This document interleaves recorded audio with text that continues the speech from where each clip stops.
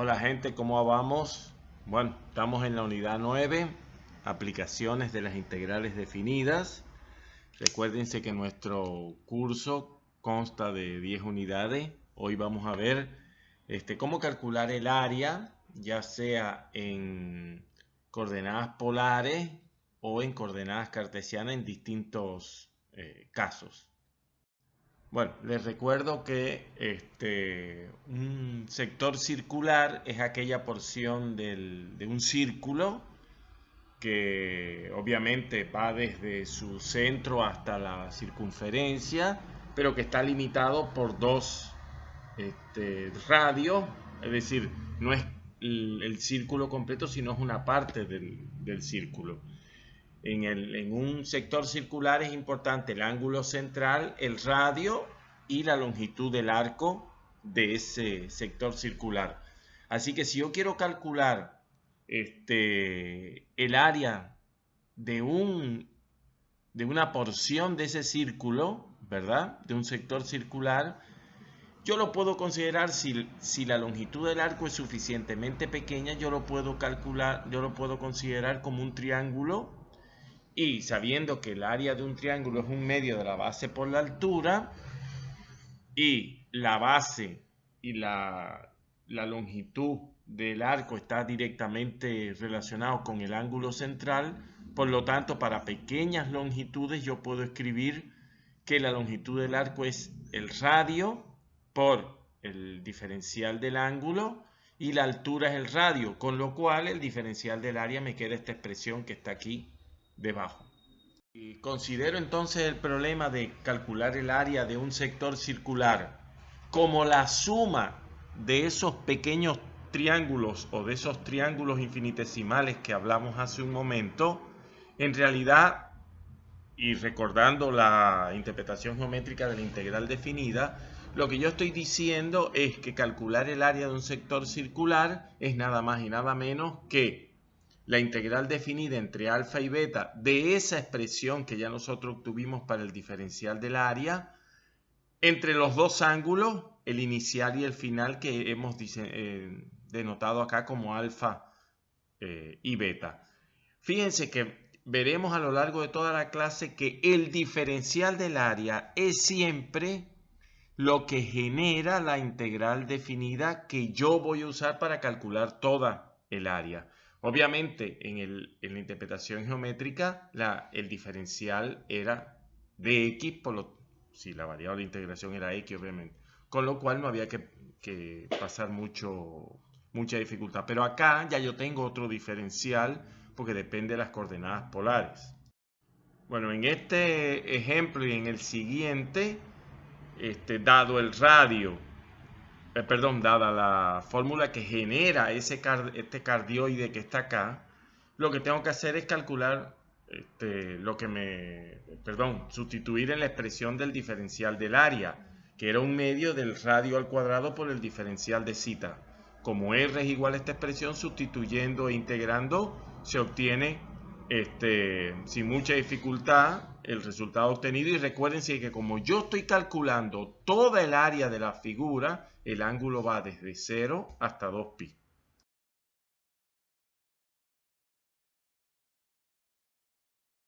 No siempre es necesario calcular el área de la figura completa desde 0 hasta 2pi en la integral. ¿Por qué? Porque si hay algún tipo de simetría en la figura no es necesario hacerlo. Por ejemplo, en el caso de esta rosa de 4 pétalos, yo me doy cuenta que su área total es 4 veces el área de un pétalo, con lo cual solo voy a calcular el área del pétalo que está en el primer cuadrante, de donde el ángulo varía entre 0 y pi sobre 2, o sea, desde 0 grados hasta 90 grados en grado sexagesimal.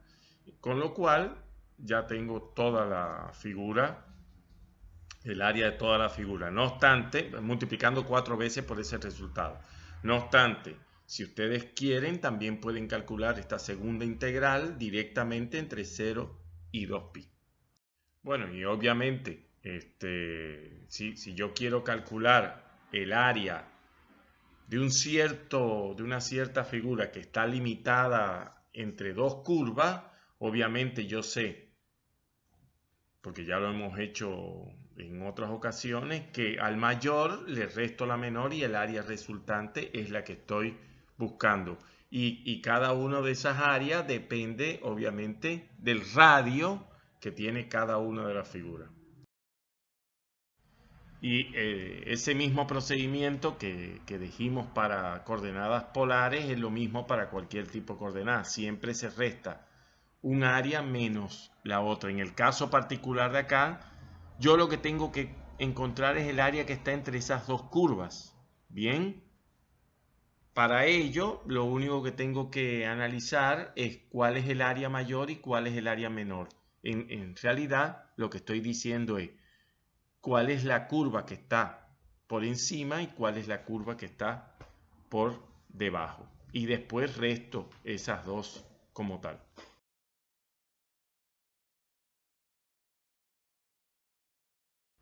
En el caso de coordenadas rectangulares, siempre lo que voy a hablar o voy a considerar son pequeños rectángulos o rectángulos con uno de sus lados de longitud infinitesimal, que es el diferencial de la variable, en este caso de x, ¿verdad?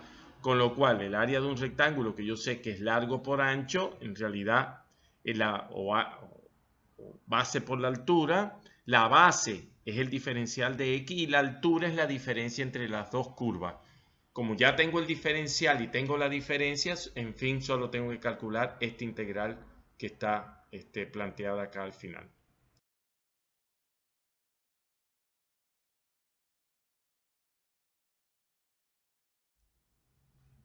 Dos observaciones quería hacerles acá. Bien, en primer lugar, siempre hay que analizar si la función que está por encima, en todo el intervalo de integración, está por encima, ¿verdad? Porque puede ser que tengan en un punto del intervalo las posiciones relativas se intercambien, es decir, la que está por encima pase a estar por debajo y la que está por debajo pase a estar por encima. Bueno, eso es lo primero que tenemos que estar seguros, que siempre la que está por encima en todo el intervalo y la que está por debajo, obviamente la menor, está por debajo. Y lo segundo es que a veces no nos dan los puntos de intersección, o sea, para decirlo de otra manera, a veces no nos dan los límites de integración sobre la cual yo tengo que integrar. Es decir, en ocasiones puede ser que yo tenga que buscar los puntos de intersección de las curvas para saber los límites de integración. Puede ser, uniendo con la observación anterior, que haya, por ejemplo, 3 puntos de intersección y que vamos a llamar A, B y C. Desde A hasta B, F1 está por encima y F2 está por debajo. Y desde B a C se invierte, con lo cual yo tengo que dividir en dos integrales. Una que va desde A hasta B, F1 menos F2, y otra que va desde B hasta C, F2 menos F1. Y la suma de las áreas será el área total. Lo que apuntábamos en la filmina anterior que yo les destacaba, vamos a verlo en este caso. El problema es calcular el área de la figura limitada por la curva igual a raíz de x, la recta igual a x menos 2 y el eje x. Fíjense que acá, si yo utilizo franjas verticales, si mis rectángulos son verticales, yo no puedo integrar directo desde 0 hasta 4. Bueno, este 0 y este 4 sale. El 0 evidentemente es fácil de ver, pero el 4 sale de buscar el punto de intersección entre raíz de x y x menos 2, que ustedes pueden resolver esa ecuación. Ahora, fíjense lo siguiente. Entre 0 y 2, que es el punto de intersección de la recta y el eje x, no existe, entre 0 y 2, no existe la recta igual a x menos 2, porque yo estoy calculando el área entre el eje x y la curva raíz de x. Por tanto, yo el área que estoy buscando la tengo que dividir en dos integrales. Una que va desde 0 hasta 2, donde la función superior es raíz de x y la función interior es 0, por eso solo queda raíz de x. y entre 2 y 4 en la cual la función superior es raíz de x y la inferior es x menos 2. La suma de esas dos integrales obviamente me dará el área total. Bueno, ¿podemos usar otra variable de integración y simplificar el cálculo del área a una única integral? Sí. Si yo en lugar de considerar la variable independiente como x, trabajo con las funciones inversas y por tanto y es mi variable independiente, acá debajo en la segunda línea están las funciones inversas, entonces yo en realidad me doy cuenta que siempre por encima tengo la recta y más 2 y por debajo siempre tengo la curva y al cuadrado, con lo cual el rectángulo que tiene anchura de y, o sea el diferencial de y, es ni más ni menos que su altura está dada por x menos 2 menos, y más 2 menos y al cuadrado. Integrando eso, obviamente, que tiene que darme el mismo resultado que obtuvimos anteriormente con dos integrales. Bueno, y aquí hay una descripción de por qué, digamos, se invierten, o mejor dicho, cómo se hay que descomponer el área que yo estoy buscando. ¿Por qué surge en el área de R2 este menos delante? Les recuerdo que yo siempre resto la función que está por encima menos la función que está por debajo. Y en el intervalo CD la función que está por encima es 0. Por tanto me queda 0 menos la función, con lo cual queda solo la función y sale el signo menos fuera de la integral por propiedades, ¿verdad? Bueno, este es un poco, digamos, un grupo de indicaciones sobre cómo proceder para calcular el área entre curvas, si hay que buscar los puntos de intersección para los límites de integración, si siempre está la misma función por encima, por debajo, en fin, son recomendaciones y consejos. Otra aplicación que veremos en el día de hoy es el cálculo de volumen, en particular cuando yo puedo considerar que el volumen se obtiene de girar una curva que está en el plano XY, girar alrededor de un eje. Bien, en este caso, por ejemplo, el volumen de esa nariz de un supuesto cohete, ¿verdad? Se obtiene al girar la curva raíz de X. Con lo cual voy a aplicar la misma idea de área, pero en este caso para volúmenes.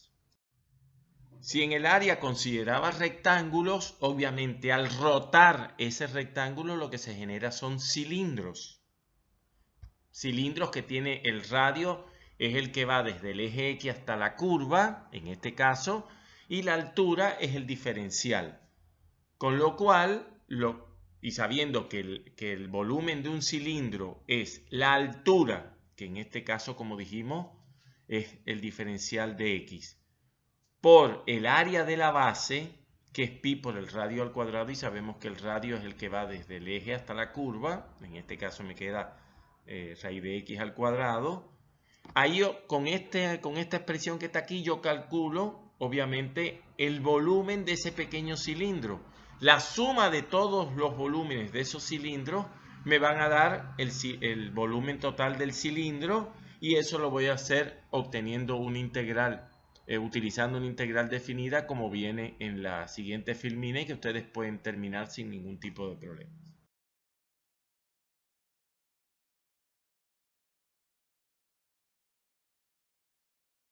Puede ser que la figura no necesariamente, que la curva no necesariamente rote alrededor del eje X para engendrar la figura que yo estoy buscando, el volumen. Puede ser que rote alrededor del eje Y o incluso alrededor de otro eje que podemos complicar más, pero nosotros vamos a estudiar esos dos casos, que rota alrededor del eje X o paralelo al eje X y que rota alrededor del eje Y o paralelo al eje Y. Siempre lo que tengo que analizar es, en el caso del área era mi rectángulo, en el caso del volumen es obviamente mi cilindro. Bueno, acá me dicen la curva x igual a y a la menos un medio que rota alrededor del eje y. Fíjense que al rotar alrededor del eje y, por tanto, el radio ya yo lo sé porque va desde el eje y hasta la curva y la altura es el diferencial de y. Sustituyendo no hay mucho problema en obtener el valor de ese volumen.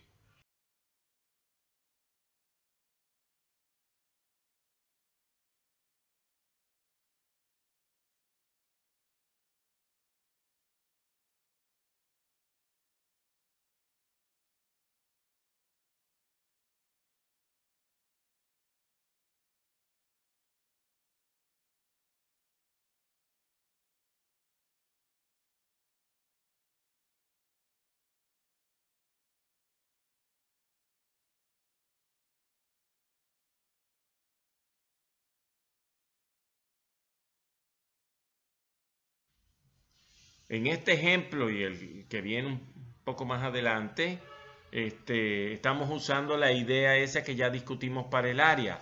Si estoy buscando el volumen entre dos cuerpos, lo que tengo que hacer al volumen del cuerpo mayor que está por afuera, para decirlo grosso modo, le resto el volumen menor, o sea, del cuerpo que está por dentro. En cualquier caso, ustedes se darán cuenta que al rotar, esa diferencia al rotar genera lo que nosotros estamos llamando aquí en este caso una arandela. ¿Por qué? Porque no es el círculo completo, sino es solo un aro alrededor del eje Y en este caso.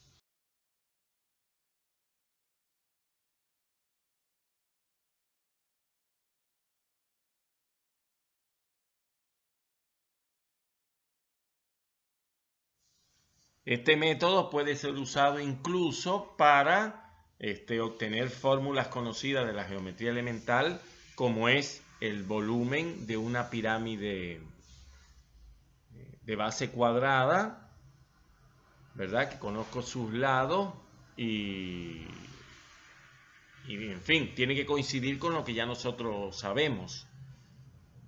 Y usando la integración, obviamente, me da el valor requerido, que es 1/3 de la base por la altura. Acá tenemos las indicaciones para el cálculo del volumen, tal y como hicimos o sea, unas recomendaciones similares como para el área. Este es un ejemplo interesante en el cual estoy calculando el volumen, no de todo un cuerpo, sino incluso de una sección, como es acá el corte que se le dio. Fíjense que si yo lo miro perpendicularmente, es un triángulo rectángulo, ¿verdad? Y como me dicen que el corte es con 45 grados, tengo que buscar el volumen de la cuña y se hace exactamente igual que antes, utilizando el área de un triángulo y sumando en ese área todos los volúmenes, en ese triángulo, perdón, todos los volúmenes infinitesimales que yo tengo.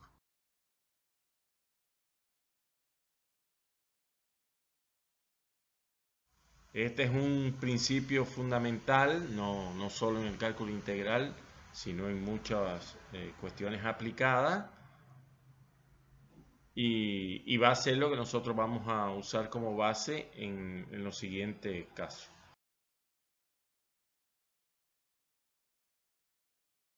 Fíjense que acá el volumen que yo estoy buscando, quizás ustedes me dicen, ¿y por qué no se integró desde el 0? Lo que pasa es que recuérdense que de 0 a 1 no está siempre en las mismas curvas y además esto, al generar un rectángulo y el rotar, se genera un cilindro que no hay mayores dificultades en calcular su volumen. Bien, por eso solo se representa acá en la integral el volumen que va desde 1 hasta 5. Y este segundo sumando es el volumen del cilindro. Esto lo vamos a analizar con más detalle.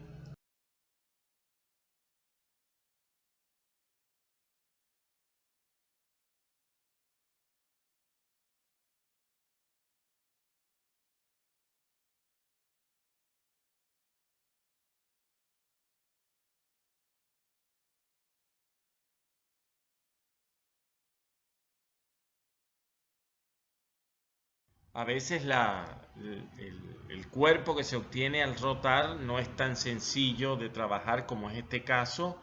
Miren esta parábola que rota alrededor del eje Y, ¿verdad? Y genera un cuerpo parecido a este que tenemos acá debajo. El gran problema acá es que yo, para calcular el volumen, es mucho más sencillo si considero a la Y variando que no a la X.